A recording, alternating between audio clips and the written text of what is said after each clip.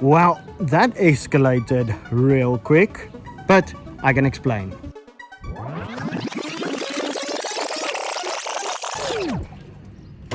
Before we get into the video, I do want to give a huge thanks to you guys that reached out and gave me some great advice on the twin supercharger setup for this thing. Now, I will be continuing on that here shortly, but in the meantime, while I wait for argon gas to be delivered, because without argon gas, the TIG welder is useless, but some of you might have noticed all the oil spills around my driveway.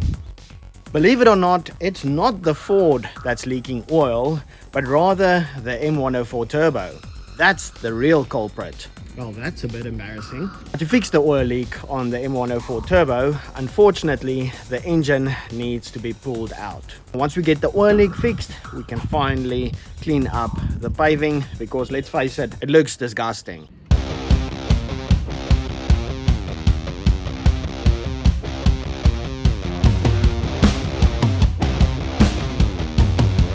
Now, maybe it's the fact that I've spent countless hours in and around this engine bay, or maybe it's because I've done this too many times. But removing the M104 engine is a fairly easy process.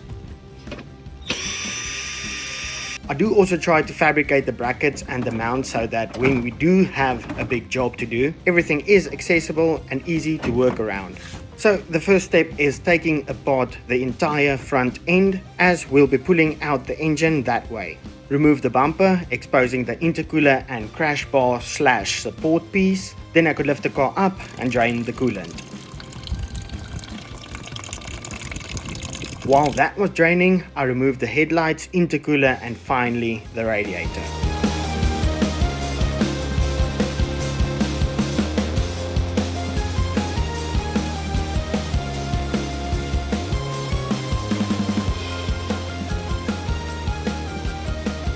So starting on the front end and getting that out of the way makes it much easier to reach everything else that needs to be removed or disconnected. Now usually I would remove the intake and exhaust manifolds, but if I can pull the engine out with them still on, it'll be way easier and quicker. Keep in mind, I am doing this in 36-degree heat. The real cheat code, however, is taking a little pool break every now and again. Anyway, back to work. I got everything disconnected and loosened up in the engine bay, and with the front end removed, when you look closely, we can start seeing the problem. No bueno. That's just nasty. That's just a small taste of what we'll find when we go underneath the car. I need the 4 jack stands that's under the Ford over there to get this thing in the air, and then I need the engine hoist that's in there to pull out the engine.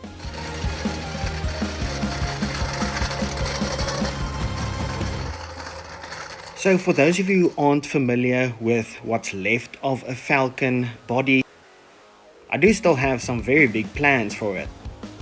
This will be my 3rd attempt at building a project car, and I do want to make this the most exciting one yet. But because I'm gonna have to do a bunch of fabricating, I will need to figure out some kind of enclosed area to get started on this. If I'm gonna do any fabricating on this thing outside, it's just gonna get rusty and be a nightmare to work on. So do make sure you are subscribed to see what I have planned for this. For now, however, we need to continue on the M104 and get this engine out so that we can see where all this oil is coming from. Another thing I've been dying to do is to see if I can give these wheels a quick paint job, or maybe even powder coat them. I am happy with these wheels on the sleeper M104 Turbo, but they've definitely been through hell and back and could really do with a bit of a touch-up. I also still have the burnout tires on the front, so I'd actually like to get some new tires for the car, because these are 215 45s and the car looks way better with 225 45s in the front. And then moving on to the back, I have these 215 45 semi-slicks, but I saw another W203 the other day with 245 50s on the rear. It does make a huge difference on the look. But now that we have the car in the air, wheels off, I could disconnect the exhaust underneath and then pull out the downpipe. With the car in the air, you can really start to see what a mess it is down here.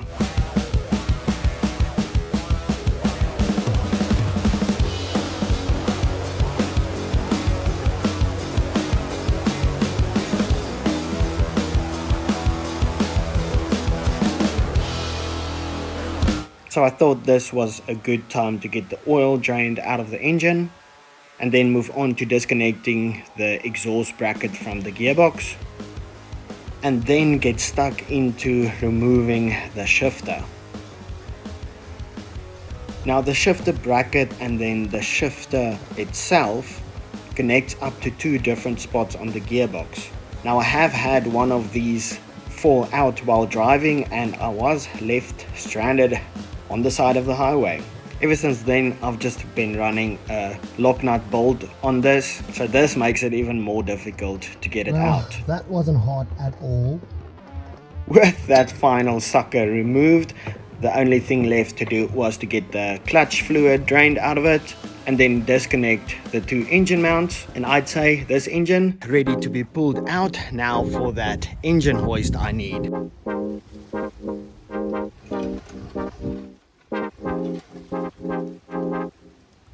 I just can't seem to keep this storage space under control. Not too long ago, I reorganized and repacked everything and had it looking quite decent.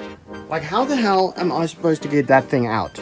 Well, I guess I'm gonna have to figure it out because I really do need that thing to get this party started.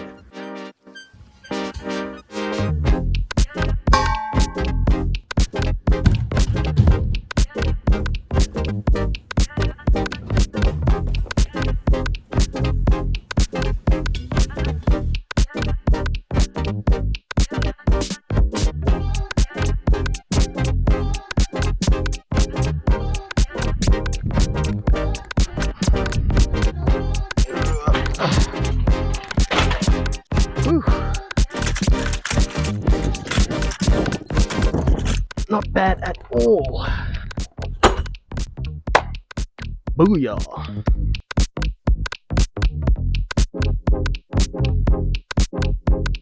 Well, I guess let's pull out the engine.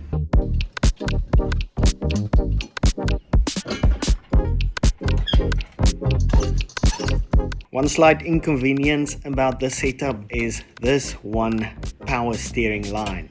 Unfortunately, the engine needs to be lifted up a bit, scooched to the side, only then can this line be removed. Definitely not ideal.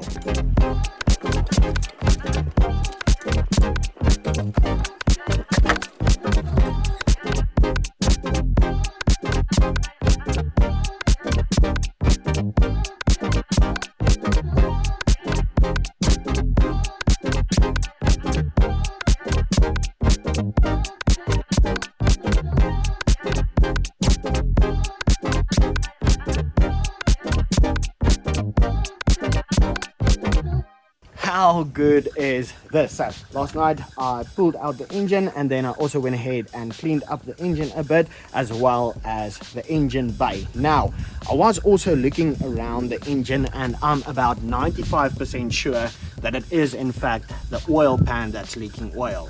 You can see in some places the oil is seeping out, and then where the bell housing connects up to the engine, that is where the most oil is to be seen.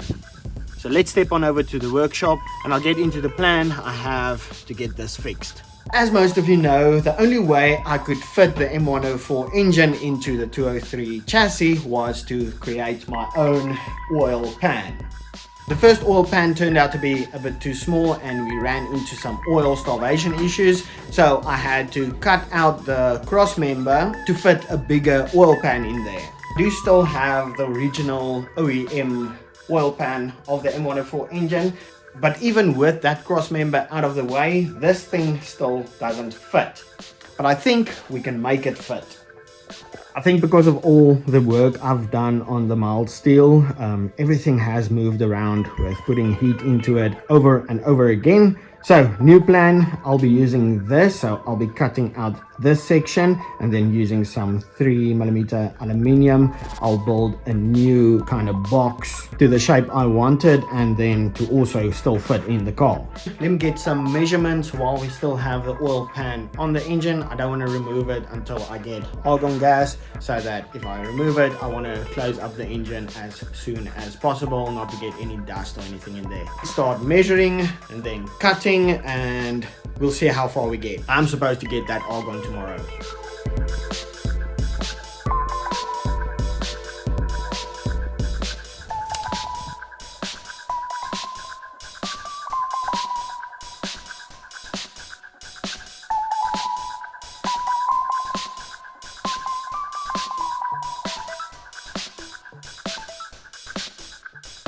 I'll be honest, I am more of a visual learner.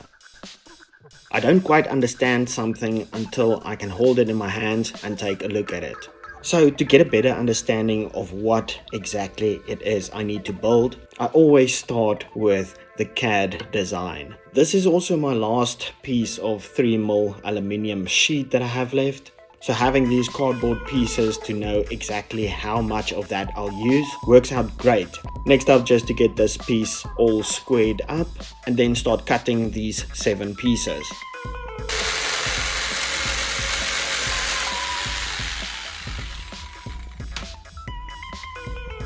Still have this bender, so the first piece will have a couple of bends in it to follow the shape of the oil pan.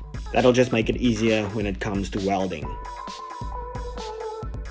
Well, there we go. A couple of hours later, we have all the aluminium pieces to build this new oil pan. There's still a lot of cleanup work. I need to get some of the pieces bent into shape. Then I also still need to get an oil drain plug on there. I need to do a oil return for the turbo, and then I also want to see if I can get a new gasket for this. For now, that's about as far as I'm gonna get in this video, because I am getting ready to load up one of these empty argon bottles in the A-class, head on over and pick up a refill, and then we can get back to work on this first thing next week.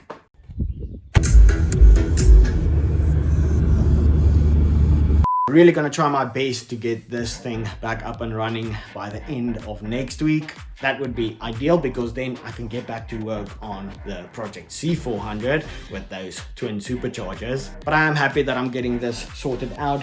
I've been avoiding this for way too long now. But I hope you guys enjoyed the video, and then I'll see you in the next one. Peace!